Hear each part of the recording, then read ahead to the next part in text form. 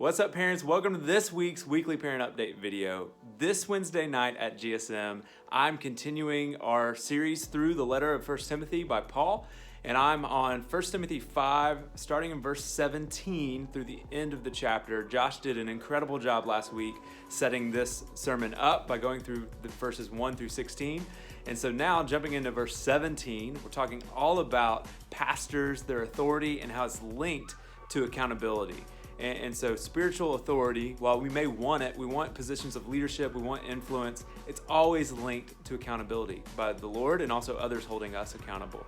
So a question you can ask your student after they hear this sermon is, why should we be slow to desire spiritual leadership? Why should we be slow to desire spiritual leadership?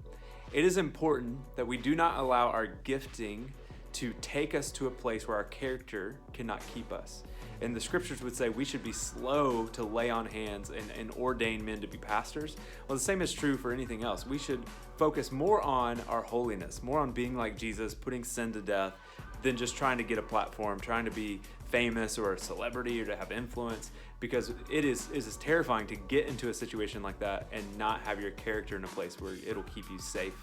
And so you should know that with spiritual authority comes accountability.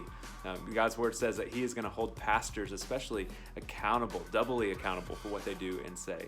So while it may look great to have a platform, we need to remember that that comes with accountability.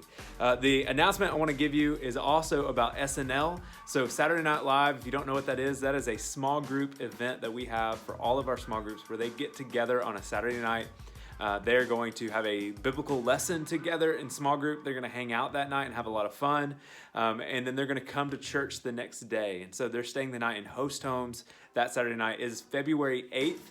Come to church on February 9th. They will attend the second service and then go home with you after the second service. And so if you want more information on that and what your student small group is doing, you can reach out to their small group leader, or you can reach out to me at brian.thomas@gracebc.org, and I will track down that info for you. But just so you know, it is February 8th. We're going to meet at the building around 6 to 6:30, and they're going to leave from here that night, February 8th, to go have fun together. This is a way for our groups to really connect with each other, build relationships, as well as dig into God's word, and just really know that community fosters that sort of thing. And so we love you guys. Thank you so much for tuning in this week, and we will see you next week.